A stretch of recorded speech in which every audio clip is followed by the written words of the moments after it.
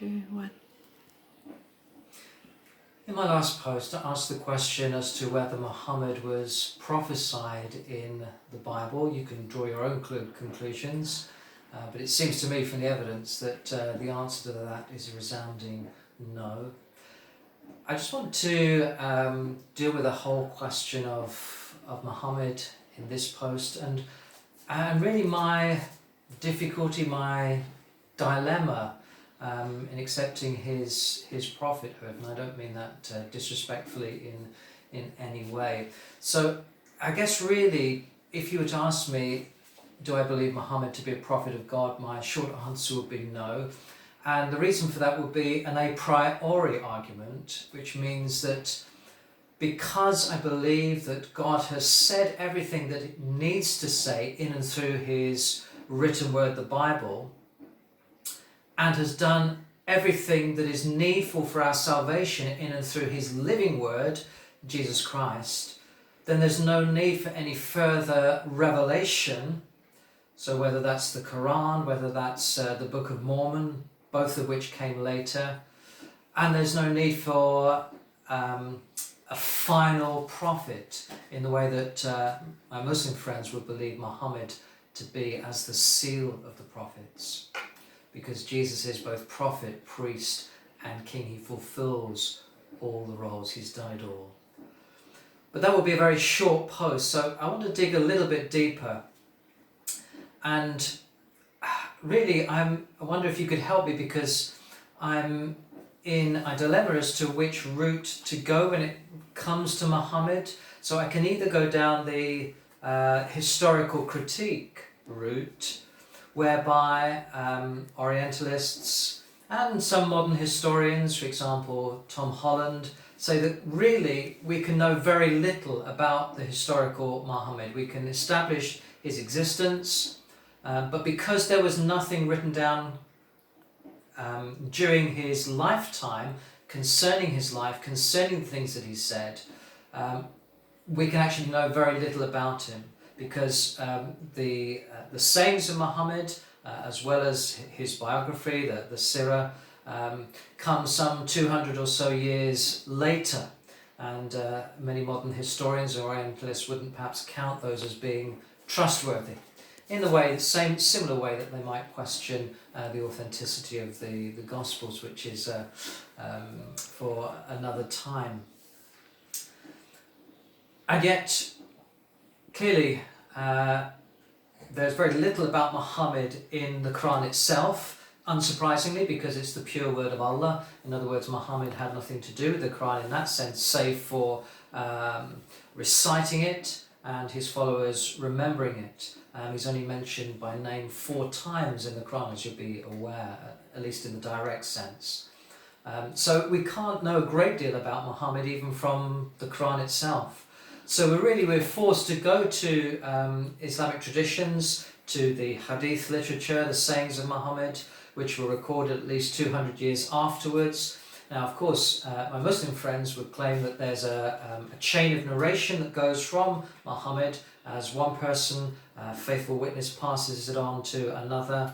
And we know, for example, that perhaps the leading hadith collector, Sahih al-Bukhari, was very painstaking. He threw out, as far as I know, as far as I understand it, 90% of the sayings that had come to him, and the 10% that he kept, there's a vast wealth of literature, and even those are subject to a science, hadith science, in evaluating the authenticity or otherwise of those particular sayings. So there's also the Sirah, and again, many Muslims actually wouldn't put too much store on the Sirah, because it relied on source material that was then further edited.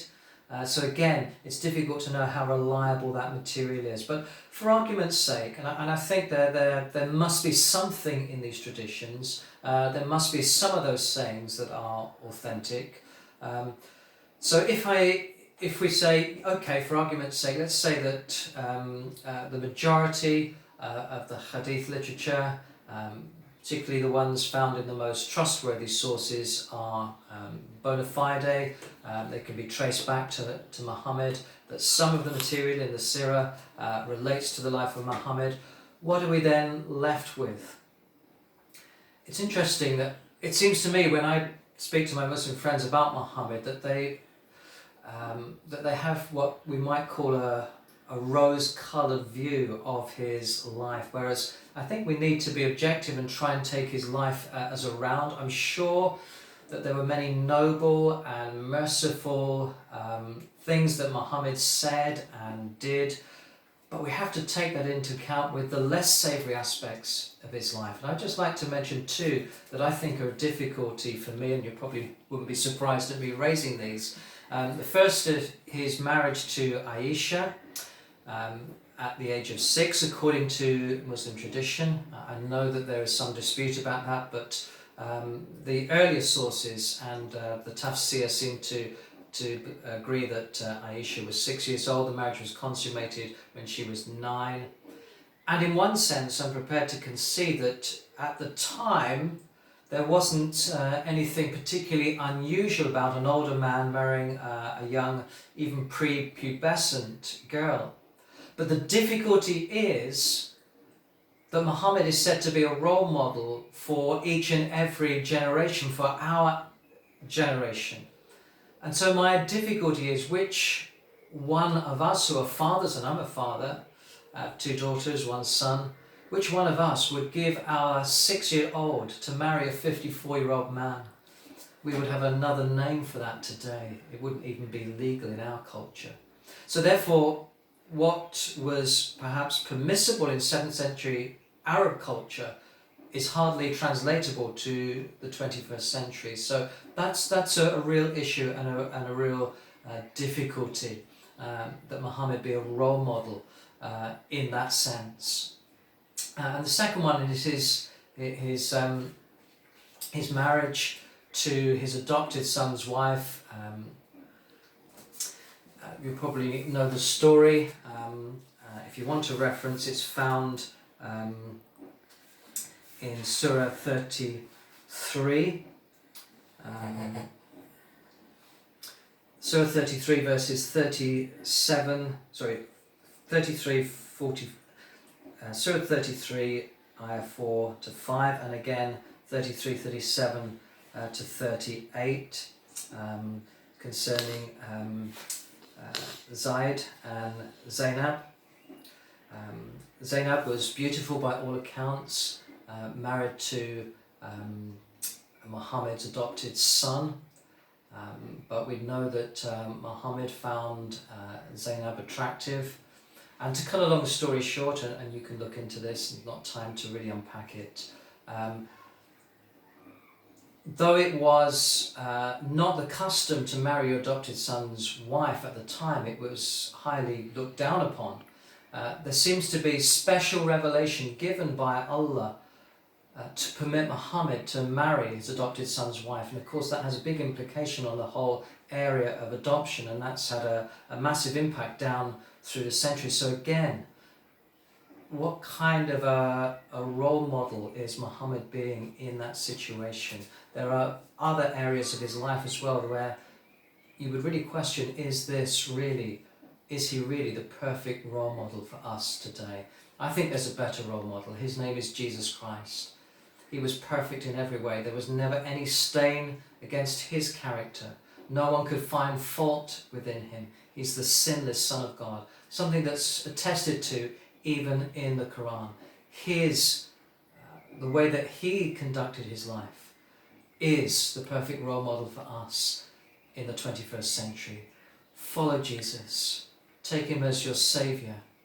Bow to him as your Lord, and see the difference that he can make in your life. Muhammad was just a man. He had to ask for forgiveness. He couldn't be sure of Allah's salvation. And he has a grave, and he's dead. Jesus conquered the grave. He's alive. He's the one worth following. He's the one worth putting our trust in. And for me as a Christian, he's the one who is worthy of our worship. Thank you.